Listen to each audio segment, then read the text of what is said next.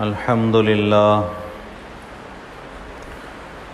لله الذي حبب إلينا الإيمان وزينه في قلوبنا وكره إلينا الكفر والفسوق والعصيان وجعلنا من الراشدين والصلاة والسلام على من بعث ليتمم مكارم الأخلاق.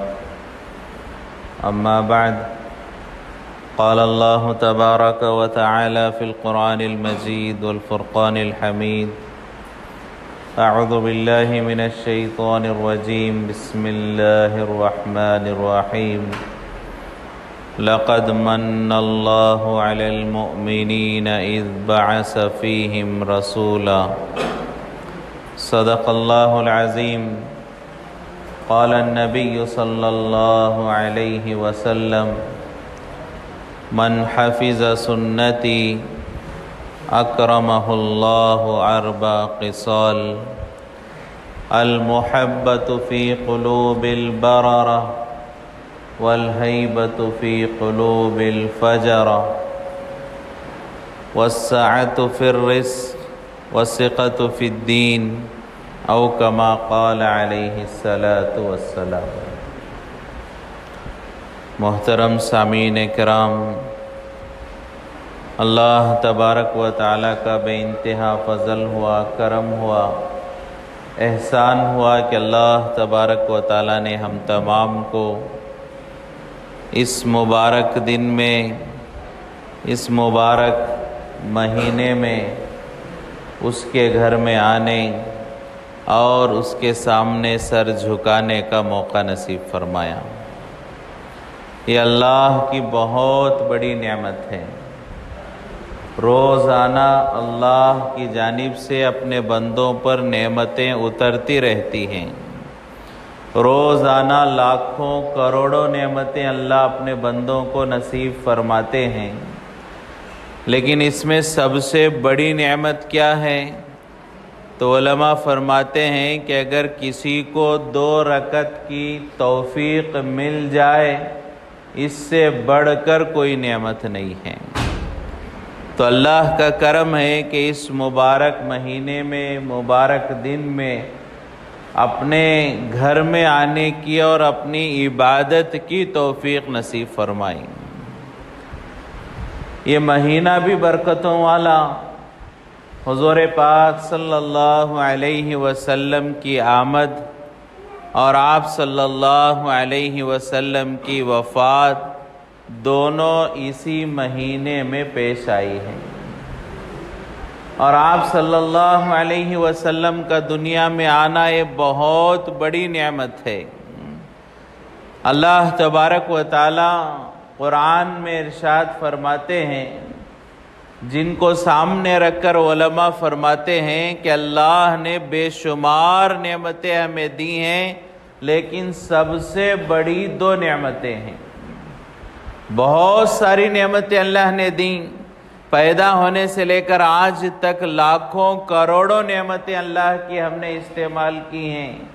دن میں، رات میں، مجموعے میں، تنہائی میں، بلکہ خود ہمارے بدن میں اتنی نعمتیں اللہ کی ہیں کہ ہم اس کو تصور نہیں کر سکتے.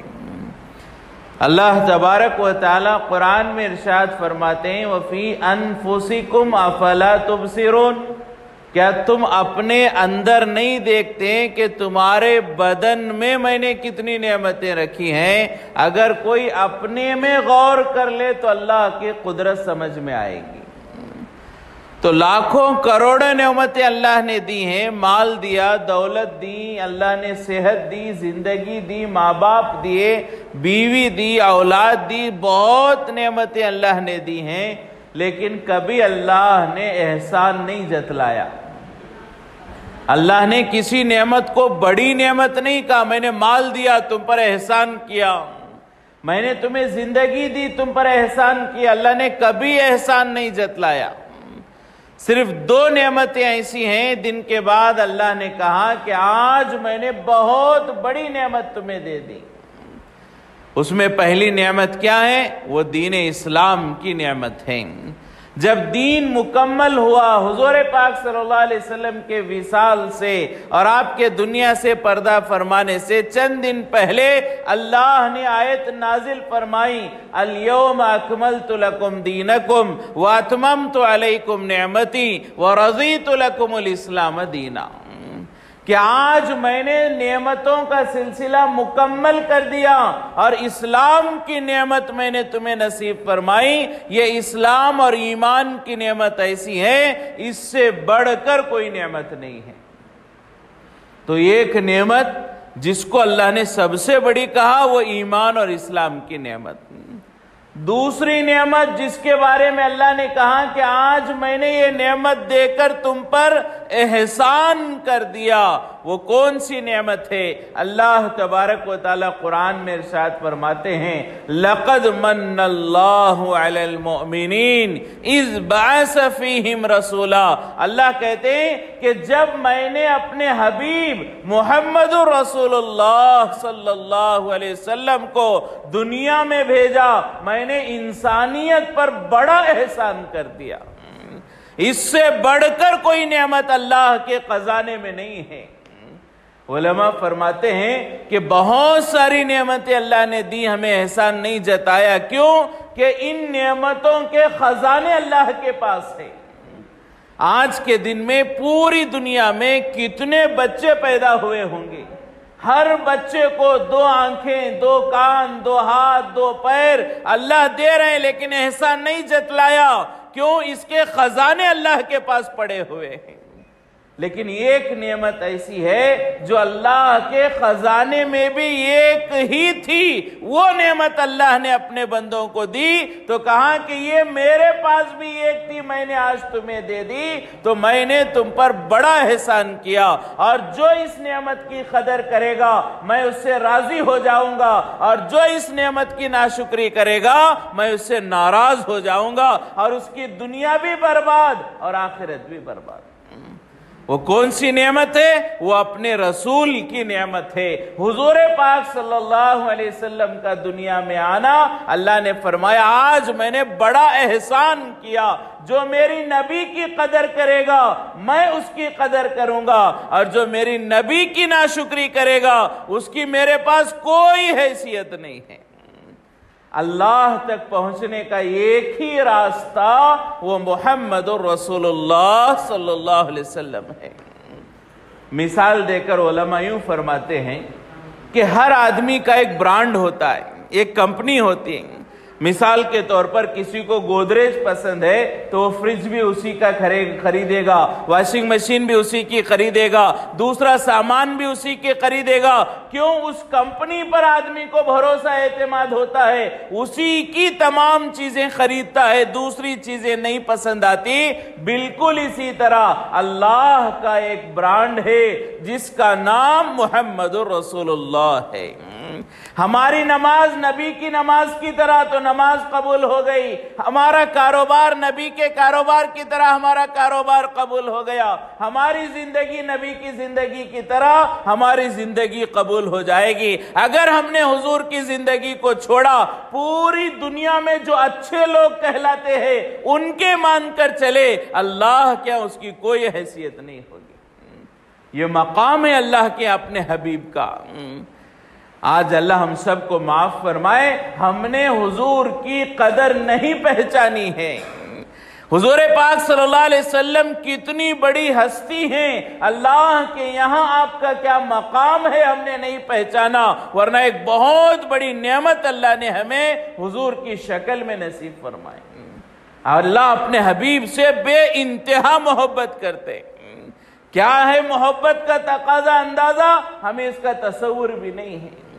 بہت سارے واقعات ہمارے سامنے قرآن میں، احادیث میں ہم دیکھیں گے تو اندازہ لگانے کی کوشش کر سکتے ہیں کہ اللہ آخر اپنے حبیب سے کیا محبت کرتے ہوں گے۔ موسیٰ علیہ السلام ایک جلیل القدر رسول ہیں، جلیل القدر نبی ہیں، بڑا جو ہے اللہ نے نبیوں میں موسیٰ علیہ السلام کو مقام دیا۔ ایسے بڑے بلند پائے کے نبی पूरी जिंदगी अल्लाह से दुआ करते रहे, ये अल्लाह मुझे तेरा दीदार नसीब फरमा, ये अल्लाह मैं तुझे देखना चाहता हूं, तेरे दीदार की नेमत नसीब फरमा। तो मूसा जैसे जलीलुल कद्र नबी जिंदगी भर मांगने पर उन्हें अल्लाह ने अपना दीदार नसीब नहीं फरमाया, और हुजूर पाक सल्लल्लाहु अलैहि वसल्लम को अल्लाह ने बगैर मांगे के अपना दीदार नसीब फरमाया। बगैर मांगे अल्लाह ने वो नेमत अपने हबीब को नसीब फरमाई जो नेमत मांगने पर भी मूसा को नहीं मिली है। बल्कि अल्लाह वाले फरमाते हैं, मेराज का वाकया तो हम बारहा सुनते हैं कि बिल्कुल आखिर में जब हुजूर पाक सल्लल्लाहु अलैहि वसल्लम अल्लाह से मुलाकात के लिए जा रहे थे, आखिर में हजरत मूसा अलैहिस्सलाम से मुलाकात हुई, और अल्लाह से मुलाकात करके आने के बाद सबसे पहले मूसा अलैहिस्सलाम से मुलाकात हुई। बारह हम सुनते हैं कि हुजूर पाक सल्लल्लाहु अलैहि वसल्लम अल्लाह से मुलाकात करके आए तो सबसे पहले मूसा मिले। मूसा ने पूछा कि मोहम्मद अल्लाह ने क्या दिया? तो हुजूर पाक सल्लल्लाहु अलैहि वसल्लम ने कहा कि 50 नमाजें तोहफे में दी हैं। मूसा अलैहिस्सलाम ने कहा इतनी तुम्हारी उम्मत ताकत नहीं रखती, जाओ कम करके लाओ। तो ये पूरा वाकया जो हम सुनते हैं तो वो सबसे पहले मूसा अलैहिस्सलाम से मुलाकात हुई। इसकी क्या वजह है कि अल्लाह ने मूसा को क्यों खड़ा किया? मूसा तो अपनी मर्जी से वहां खड़े नहीं हुए थे, अल्लाह ने मूसा अलैहिस्सलाम को खड़ा किया। तो अल्लाह ने मूसा को क्यों खड़ा किया? अगर अल्लाह चाहते यूसुफ अलैहिस्सलाम को खड़ा कर देते, अगर अल्लाह चाहते ईसा अलैहिस्सलाम को खड़ा कर देते, लेकिन अल्लाह ने मूसा अलैहिस्सलाम को वहां पर क्यों खड़ा किया? तो उलमा फरमाते हैं अल्लाह ये समझाना चाहते थे कि ऐ मूसा, जिंदगी भर मांगने पर जो तुम्हें नेमत नहीं मिली, मैंने अपने हबीब को बगैर मांगे वो नेमत दी है। अब तुम अंदाजा लगाओ कि तुम्हारा मकाम क्या है और मोहम्मद रसूलुल्लाह का क्या मकाम है। बाज़ उलमा यूं फरमाते हैं, इसकी तावील यूं कहते हैं कि मूसा अलैहिस्सलाम जिंदगी भर अल्लाह के दीदार की नेमत मांगते रहे, नेमत नहीं मिली, तो अल्लाह ने चाहा कि मूसा ने तो मुझे नहीं देखा, लेकिन जैसे ही मोहम्मद रसूलुल्लाह मुझे देखेंगे और मैं अपने हबीब को मेरा दीदार नसीब करूंगा, तो उसके बाद मेरे हबीब को सबसे पहले मूसा देखे कि मोहम्मद के चेहरे में मेरे नूर की तजल्ली उन्हें नजर आ जाए। इसलिए अल्लाह ने मूसा को वहां पर खड़ा किया कि हुजूर जब अल्लाह के दीदार से लौटे तो सबसे पहले मूसा का दीदार हो जाए, ताकि मूसा अलैहिस्सलाम को भी एक हिस्सा वो नूर की तजल्ली जो हुजूर के चेहरे पर हुई उसके दीदार की तौफीक मिल जाए।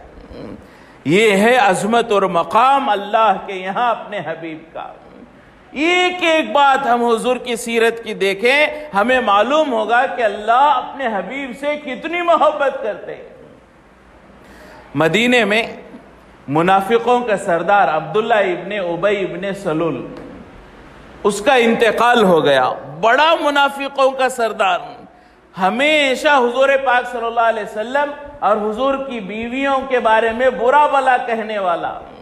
अलयाजुबिल्लाह एक मर्तबा सफर से आते हुए उसने कह दिया कि मदीने में जाने के बाद हम जलील लोगों को बाहर कर देंगे, इज्जतदार लोग सिर्फ मदीने में रहेंगे। उसकी मुराद हुजूर पाक सल्लल्लाहु अलैहि वसल्लम थे। सहाबा इकराम को मालूम हुआ तो सहाबा जोश में आ गए। उनके बेटे, वो मुनाफिक जो था उसके बेटे अब्दुल्ला रजी अल्लाह ताला अन्हु, वो पक्के मोमिन थे। उन्होंने आकर कहा अल्लाह के रसूल, मेरे वालिद ने बहुत बड़ी गुस्ताखी की है आपकी शान में, अगर आप जो है उसे कत्ल करने का हुक्म देना चाहते हैं किसी और को न दें, अगर कोई और मेरे बाप को मारेगा तो मुझे दर्द होगा, मैं आपकी मोहब्बत में अपने बाप को कत्ल कर दूंगा। ऐसा जो है नाफरमान मुनाफिकों का सरदार, हमेशा मुसलमानों को तकलीफ पहुंचाने वाला, हुजूर को बुरा भला कहने वाला, हुजूर के घर वालों को बुरा भला कहने वाला, उसका इंतकाल हुआ। उसके बेटे मुसलमान थे हजरत अब्दुल्ला। उन्होंने कहा कि मेरी दरख्वास्त है कि आप जो है अल्लाह के रसूल मेरे वालिद की नमाज जनाजा पढ़ाएं। तो हुजूर पाक सल्लल्लाहु अलैहि वसल्लम तैयार हो गए। اللہ تبارک و تعالیٰ نے آیت نازل فرمائی کہ اے میرے حبیب اگر آپ 70 مرتبہ بھی ایسے لوگوں کی نماز جنازہ پڑھائے، 70 مرتبہ بھی ان کے لیے استغفار کریں، دعا کریں، تب بھی میں ان کی مغفرت نہیں کروں گا۔ اگر آپ 70 مرتبہ بھی ان کے لیے دعا کریں، استغفار کریں، میں انہیں معاف نہیں کروں گا۔ تو یہ آیت کے نازل ہونے کے بعد حضرت عمر رضی اللہ تعالیٰ عنہ نے حضور کو روک لیا۔ حضور پاک صلی اللہ علیہ وسلم جنازے کی نماز پڑھانے کے لیے جا رہے تھے، حضرت عمر رضی اللہ تعالیٰ عنہ نے روکا، اور حضرت عمر کہتے ہیں اس وقت مجھے کچھ خیال نہیں تھا، میرا جذبہ تھا کہ ایسے آدمی کی نماز حضور کیوں پڑھائے، میں روکا۔ بعد میں مجھے احساس ہوا کہ میں حضور کو روکنے میں نے حضور کا کرتا پکڑا، موت تک میں ڈرتا رہا کہ کہیں اس گستاخی کی وجہ سے اللہ میرے سے ناراض نہ ہو جائے۔ تو میں نے حضور کو روکا، اور حضرت عمر نے کہا اللہ کے رسول آپ کیوں پڑھاتے ہیں اس کی نماز؟ اللہ نے کہا 70 مرتبہ بھی آپ دعا کریں اس کی مغفرت نہیں ہوگی، آپ کیوں اس کی نماز پڑھاتے ہیں؟ تو حضور پاک صلی اللہ علیہ وسلم نے فرمایا کہ اللہ نے کہا 70 مرتبہ بھی تم کو دعا کرو معاف نہیں کروں گا۔ تو اللہ نے مجھے اختیار دیا ہے، اگر میرے 70 سے زیادہ مرتبہ اس کے لیے دعا کرنے سے یہ منافق جہنم سے بچ کر جنت میں جا سکتا ہے تو میں وہ بھی کرنے کو تیار ہوں۔ میرا مقصد ہے کہ ایک ایک انسان جہنم سے بچ کر جنت میں چلا جائے، لہٰذا اگر میرے اور زیادہ دعا کرنے سے اس کی مغفرت ہو سکتی ہے تو میں اور زیادہ دعا کرنے کو تیار ہوں۔ حضور پاک صلی اللہ علیہ وسلم نے حضرت عمر کے منع کرنے کے باوجود آگے بڑھ گئے، حضور آگے بڑھے نماز جنازہ پڑھانے کے لیے۔ جیسے ہی حضور آگے بڑھے، سب سے پہلی صف میں حضور کے پیچھے حضرت عمر آ کر کھڑے ہو گئے۔ فرمایا یہ صحابہ کی اطاعت تھی۔ حضرت عمر کا یہ دل میں بات ہے، حضرت عمر کی یہ رائے ہے کہ نہ پڑھائیں، لیکن جیسے حضور چلے گئے اب غلامی کے سوا کوئی اور راستہ نہیں ہے۔ سب سے پہلے حضرت عمر حضور کے پیچھے کھڑے ہو کر نماز پڑھ رہے ہیں۔ یہ ہے کہ ہماری دماغ میں بات آئے نہ آئے، نبی کی غلامی کے علاوہ کوئی چارہ نہیں ہے۔ اسے اطاعت کہتے ہیں، اسے ماننا کہتے ہیں۔ حضرت عمر آ کر حضور کے پیچھے کھڑے ہو کر نماز پڑھنے لگے۔ نماز ہو گئی، نماز جیسی ہو گئی جنازے کی، پھر دوبارہ حضرت جبرائیل علیہ السلام آئے، اور آ کر حضرت جبرائیل علیہ السلام نے کہا کہ اللہ کے رسول اللہ فرماتے ہیں، آیتیں لے کر آئے کہ آئندہ ایسوں کی آپ نماز نہ پڑھائے، ان کے قبروں پر کھڑے ہو کر دعا بھی نہ کریں، ان کے قبر کے پاس بھی نہ جائیں، ایسے لوگوں کے لیے آپ دعا نہ کریں، استغفار نہ کریں۔ اللہ نے منع کر دیا، کافروں کے لیے، منافقین کے لیے دعا کرنے سے اللہ نے منع کر دیا۔ وہ آیتیں لے کر حضرت جبرائیل علیہ السلام آئیں۔ تو اس واقعے میں علماء فرماتے ہیں کہ غور کرنے کی بات ہے کہ جبرائیل علیہ السلام نماز ہوتے ہی جنازے کی فوراً آئے اور کہا کہ آئندہ آپ ایسے لوگوں کی نماز نہ پڑھائے، لیکن اگر اللہ چاہتے تو جبرائیل جو نماز کے بعد آئے جنازے کے، اللہ کی اگر مرضی ہوتی تو جبرائیل 5-7 منٹ پہلے آ جاتے، 5-7 منٹ پہلے جبرائیل آ جاتے، نماز پڑھانے سے پہلے کہہ دیتے کہ اللہ کے رسول آپ نہ پڑھائیں، ہو جاتا۔ لیکن اللہ نے نماز ہونے کا انتظار کیا، نماز ہونے کے بعد جبرائیل کو بھیجا، پہلے نہیں بھیجا۔ کیوں؟ اس لیے کہ اللہ نے چاہا، میرے حبیب نے ارادہ کر لیا کہ اس کی نماز پڑھاؤ، تو میرے حبیب کا ارادہ پورا کرنا بھی میری شان ہے، کہ میرے حبیب نے جو ارادہ کیا اللہ چاہتے ہیں وہ ارادہ پورا کرنا بھی میری ذمہ داری ہے۔ لہٰذا اللہ نے نماز کے ہونے کا انتظار کیا، نماز کے بعد اللہ نے کہا آئندہ آپ نماز نہ پڑھائیں۔ اگر اللہ چاہتے تو پہلے ہی 5-7 منٹ پہلے منع کر دیتے، لیکن اللہ کے اپنے حبیب کا یہ مقام کہ میرے حبیب کا ارادہ بھی میں توڑنا نہیں چاہتا، یہ مقام تھا اللہ کی، ایسی نعمت اللہ نے ہمیں دی ہے۔ لیکن آج جو ہے ہم اپنی زندگیاں دیکھیں کہ ہماری زندگیوں میں حضور کی عظمت ختم ہو گئی، حضور کی محبت ختم ہو گئی، اور آپ صلی اللہ علیہ وسلم کی اطاعت ختم ہو گئی۔ آپ صلی اللہ علیہ وسلم کو اللہ نے رحمت للعالمین بنا کر بھیجا، ہر ایک کے لیے، ہر ایک نبی کو پہچانتا، جانوروں تک کے بارے میں آتا ہے، پتھروں تک کے بارے میں آتا ہے، درختوں کے بارے میں آتا ہے کہ نبی کو پہچانتے تھے۔ حضور پاک صلی اللہ علیہ وسلم فرماتے ہیں ان فی المکۃ لحجر یعرفنی ویسلمنی، کہ حضور فرماتے ہیں مکے میں ایک پتھر تھا، وہ مجھے پہچانتا تھا، جب بھی میں ادھر سے گزرتا وہ پتھر مجھے سلام کرتا تھا۔ فرمایا پتھروں نے نبی کو پہچانا۔ ایک مرتبہ حضور پاک صلی اللہ علیہ وسلم شام کے وقت جا رہے تھے، ایک دیہاتی اپنا کام کر کے گھر جا رہا تھا۔ حضور پاک صلی اللہ علیہ وسلم نے اسے بلایا تو پوچھا کہاں جا رہے ہو؟ تو اس نے کہا گھر جا رہا ہوں۔ تو حضور نے کہا بدو تھا، دیہاتی تھا۔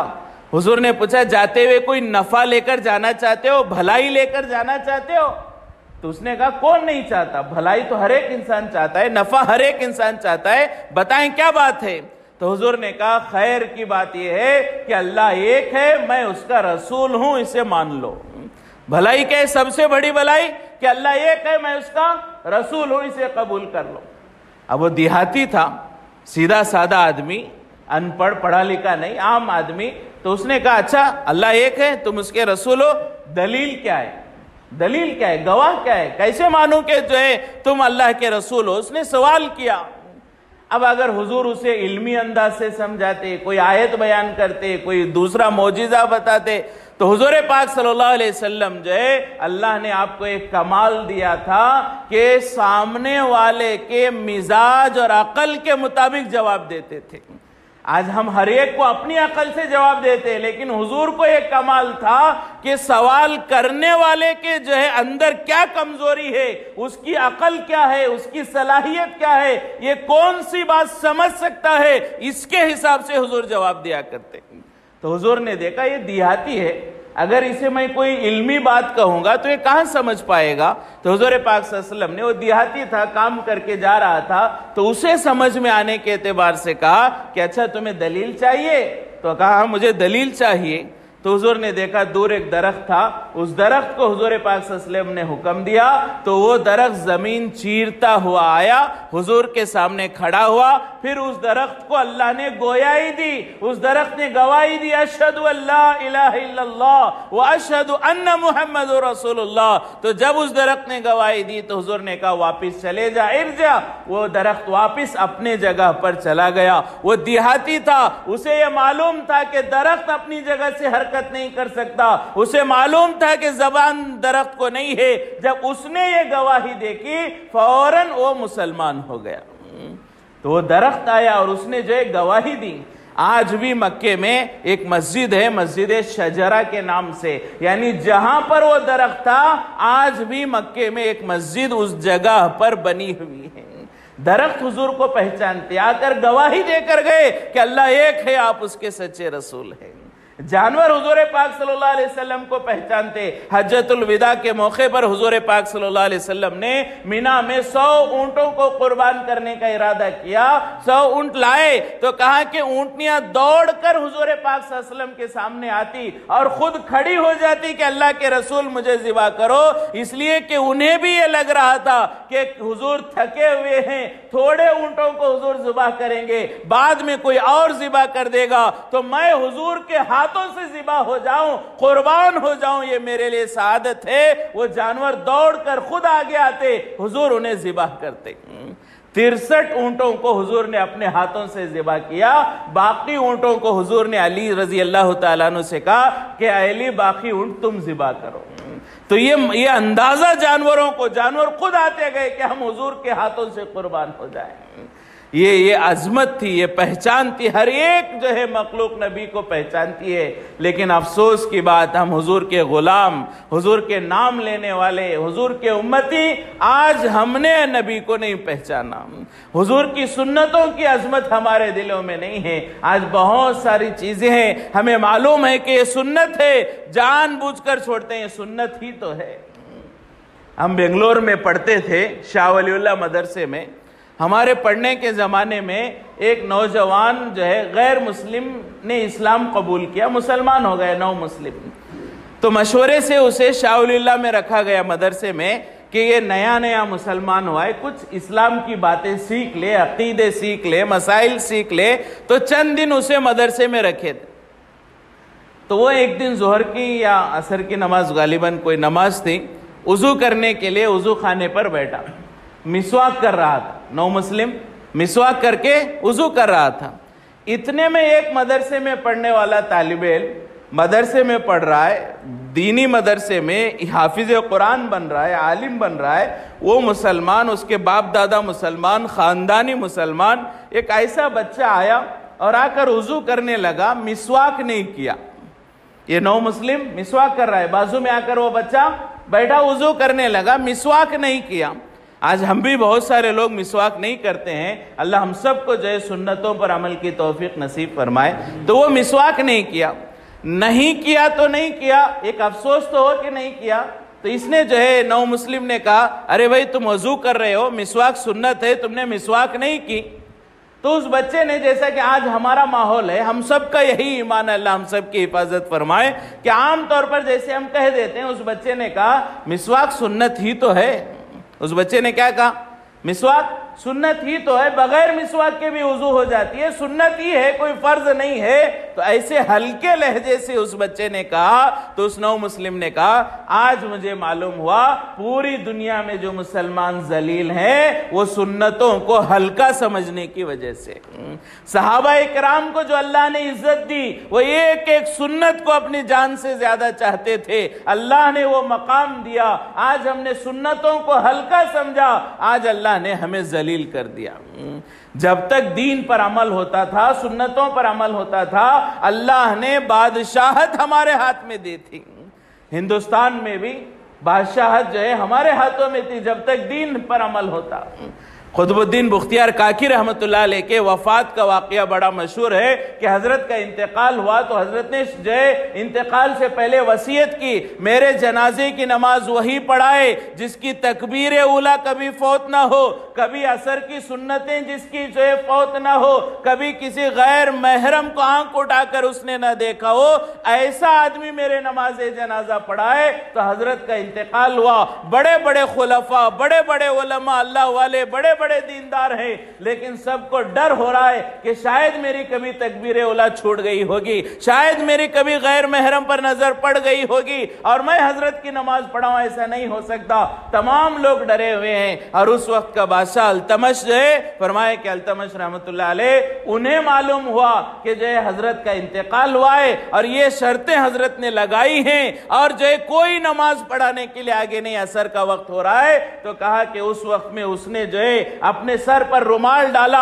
اور روتے ہوئے آیا کہ اللہ یہ معاملہ میرے اور تیرے درمیان تھا، آج تک کسی کو معلوم نہیں تھا، اگر بختیار کاکی یہ شرط نہ رکھتے، یہ باتیں میرے ساتھ دفن ہو جاتی کہ آج تک میں نے کبھی تکبیر اولا فوت نہیں کی، کبھی عصر کی سنتیں نہیں چھوڑی اور کبھی کسی غیر محرم کو نہیں دیکھا۔ کون کہہ رہا ہے؟ وقت کا بادشاہ ہے۔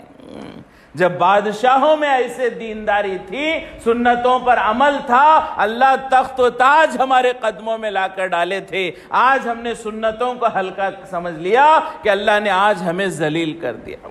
فرمایا جو حضور کی سنتوں پر عمل کرتا ہے اللہ 4 انعامات دیتے ہیں۔ حدیث میں خود حضور نے فرمایا، من حفظ سنتی، جو میری سنت کی حفاظت کرے، اللہ تبارک و تعالی 4 نعمتیں دیتے ہیں۔ پہلی نعمت کیا؟ المحبت فی قلوب البررہ، نیک لوگ اس سے محبت کرتے ہیں۔ جو سنت پر عمل کرتا ہے اچھے لوگ اس سے محبت کرتے ہیں۔ والہیبۃ فی قلوب الفجرہ، برے لوگوں کے دل میں اللہ اس کا ڈر پیدا کرتے ہیں۔ والسعۃ فی الرزق، اللہ روزی میں برکت دیتے ہیں۔ اور چوتھی سب سے بڑی نعمت سنت پر عمل کرنے سے وثیقۃ فی الدین، کہ وہ دین پر موت تک جمع رہتا ہے، کوئی اسے گمراہ نہیں کر سکتا، کوئی اسے بھٹکا نہیں سکتا، کوئی اسے ہدایت سے راستے سے ہٹا نہیں سکتا۔ جو سنتوں پر عمل کرتا ہے موت تک اللہ اسے ایمان پر استقامت نصیب فرماتے ہیں۔ تو یہ سنتوں کے عمل پر نعمتیں ملتی ہیں، تو اس کی عمل کرنے کی اور سنتوں پر عمل کرنے کی فکر کرنے کی ضرورت ہے۔ لیکن آج اللہ ہمیں معاف فرمائے، ربیع الاول آتا ہے تو حضور کے تذکرے ہوتے ہیں، پھر 11 مہینے ایسے حضور کو بھول جاتے ہیں جیسا کوئی ہمارا تعلق ہی نہیں ہے، بلکہ ہمیشہ پیدا ہونے سے لے کر مرنے تک، سو کر اٹھنے سے لے کر سونے تک 24 گھنٹے زندگی کا ایک ایک لمحہ حضور کو یاد کر کے ان کے تعلیمات کے مطابق زندگی گزارنے کی کوشش کرنی چاہیے، اور وہی زندگی اللہ کو پسند ہے۔ اللہ تبارک و تعالی ہم تمام کو حضور پاک صلی اللہ علیہ وسلم سے صحیح معنوں میں محبت کرنے کی توفیق نصیب فرمائے، آپ کی عظمت اللہ ہمارے دلوں میں پیدا فرمائے، اور آپ کی محبت اور عظمت کے جو تقاضے ہیں اللہ ان تقاضوں کو پورا کرنے کی توفیق نصیب فرمائے۔ زندگی کے ہر لمحے میں اللہ ہمیں سنتوں پر عمل کرتے ہوئے ایمان کے ساتھ دنیا سے رخصت ہونے کی توفیق نصیب فرمائے۔ اللہ ہم سب کو عمل کی توفیق نصیب فرمائے۔ اور ضروری آخری اعلان یہ ہے، جیسا کہ آپ حضرات جانتے ہیں ماشاءاللہ ہماری اس مسجد امین میں یہ پہلا جمعہ ہے، اور آئندہ سے انشاءاللہ اس کے جو ہے ہمیشہ جمعہ کا اہتمام کیا جائے گا، لہٰذا ہم فکر کریں کہ ہم جو ہے پانچوں نمازوں میں بھی اور جمعہ میں بھی خصوصاً جو ہے مسجد کو آباد کرنے کی فکر کریں۔ مسجد بنانا ایک بہت بڑی نعمت ہے، لیکن آباد کرنا یہ اس سے بڑی نعمت ہے۔ مسجد تو بنا لی شب بھر میں، ایمان کی حرارت والوں نے دل اپنا پرانا پاپی برسوں سے نمازی بن نہ سکا۔ ایسا نہ ہو کہ مسجد تو راتوں رات بنا دی لیکن برسوں سے ہم نمازی نہ بن سکے، ایسا نہیں ہونا چاہیے۔ اب ہماری ذمہ داری ہے کہ مسجد کو آباد کریں۔ مسجد آباد ہوگی ہمارے گھر آباد ہوں گے، مسجد ویران ہوگی اللہ ہمارے گھروں کو ویران کر دیں گے۔ تو مسجد کو پانچوں نمازوں میں آباد کرنے کی فکر کرنا، اور خصوصاً مشورہ ہوا کہ جمعہ کی نماز بھی یہاں سے آج پہلا جمعہ انشاءاللہ آئندہ سے ہر جمعہ یا جمعہ کی نماز بھی ادا کی جائے گی، تو اس میں بھی جو ہے اہتمام سے جو ہے پہنچنے کی فکر کرنا، تاکہ اللہ ہم سے راضی ہو جائے، خوش ہو جائے۔ ایک جو ہے دعائیں کرتے رہنا کہ اللہ ربیع الاول میں آپ نے جو ہے حضور کو بھیج کر ایک ہمیں رحمت نصیب فرمائی، اور ربیع الاول میں بھی اللہ جمعہ کو یہاں پر ہماری محلے میں آپ نے شروع کرایا، تو اس کے فیض کو بھی جیسا اپنے حبیب کے فیض کو آپ نے قیامت تک جاری فرمایا، اللہ اس کے فیض کو بھی قیامت تک جاری و ساری فرما۔